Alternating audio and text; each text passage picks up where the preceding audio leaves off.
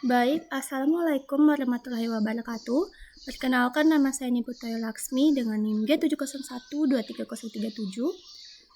Pada kesempatan kali ini, saya akan menjelaskan sedikit mengenai hubungan struktur dan sifat kimia obat asam mefenamat terhadap ADME, kelarutan, stereokimia, dan aktivitas biologis.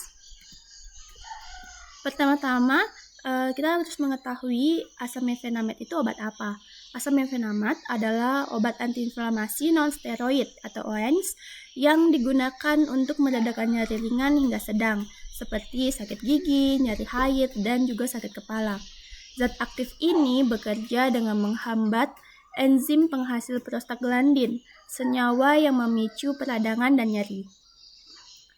Kemudian, adapun struktur kimianya, yaitu asam mefenamat adalah turunan asam atrinilat golongan mefenamat dengan nama kimia asam N-atrinilat. Struktur kimianya terdiri dari dua cincin fenil yang dihubungkan oleh jembatan amina, yaitu NH. Memiliki gugus karboksilat COOH dengan rumus molekulnya C15H15NO2. Gugus karboksil itu sangat penting untuk aktivitas biologisnya. Jika diganti, aktivitas antiinflamasi akan hilang.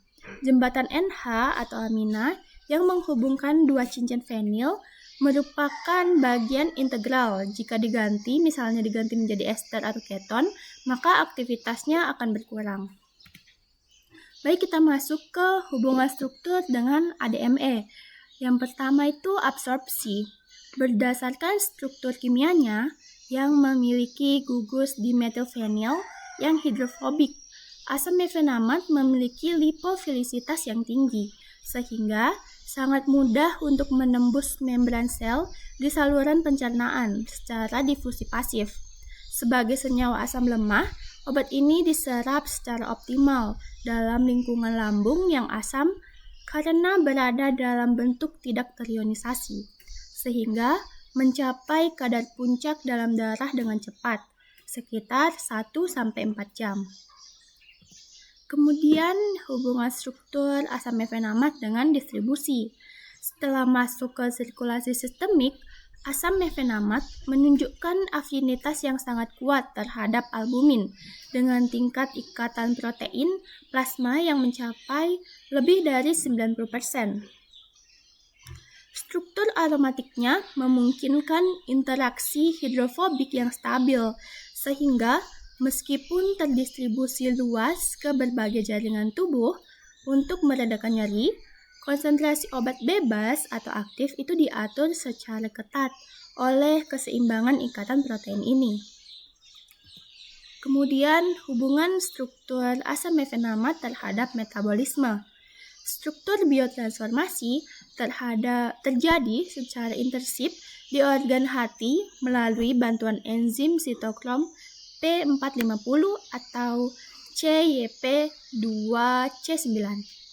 Fokus utama metabolisme ini yaitu adalah oksidasi pada gugus metil, terutama di posisi 3, menjadi turunan hidroksimetil dan dikarboksilat, serta proses konjugasi glukuronida pada gugus karboksilatnya guna mengubah molekul menjadi senyawa yang jauh lebih polar dan tidak aktif secara farmakologis.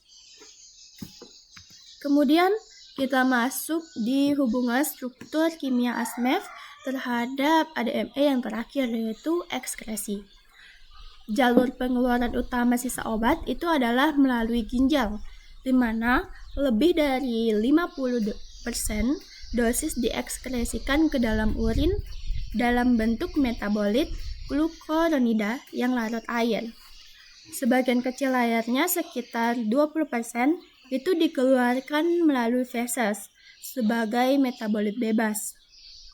Memastikan proses pembersihan tubuh dari zat kimia ini berjalan efektif dalam waktu paruh eliminasi sekitar 2-4 jam.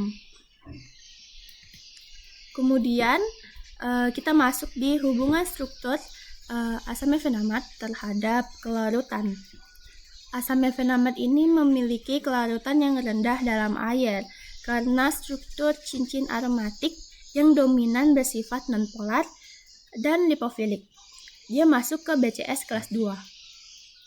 Meskipun memiliki gugus asam karboksilat, kuatnya energi Kisi pada struktur kristalnya menyebabkan molekul air sulit memecah ikatan tersebut, sehingga laju disolusinya itu lambat dan memerlukan modifikasi seperti dispersi padat atau kokristalisasi untuk meningkatkan aksesibilitasnya pelarut.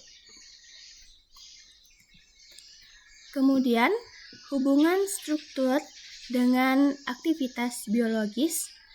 Nah, gugus asam karboksilat yang berikatan dengan reseptor enzim siklosigenase atau CHOX sehingga menghambat pembentukan prostaglandin yang memicu nyeri.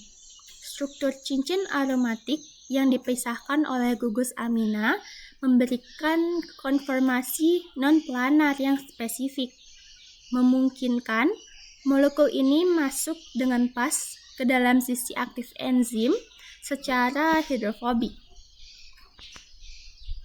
Karakteristik lipofilik ini sangat mendukung aktivitas biologisnya karena mempermudah obat menembus membran lipid sel target untuk memberikan efek analgetik dan antiinflamasi.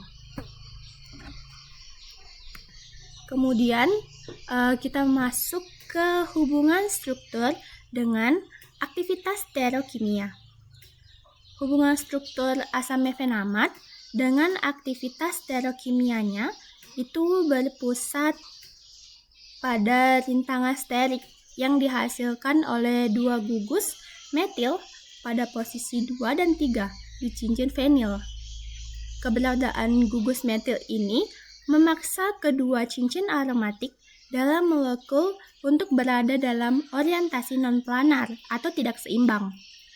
Kalau planar itu sebidang, kalau non-planar berarti tidak sebidang. Yang merupakan konformasi 3 dimensi atau 3D pada aktif agar molekul dapat masuk dan mengikat sisi aktif enzim siklosigenase atau CHOX.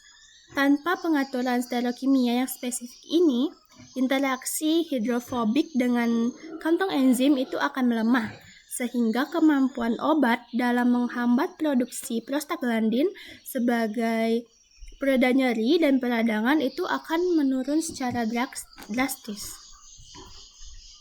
Baik, kita sudah sampai di penghujung, yaitu di kesimpulan.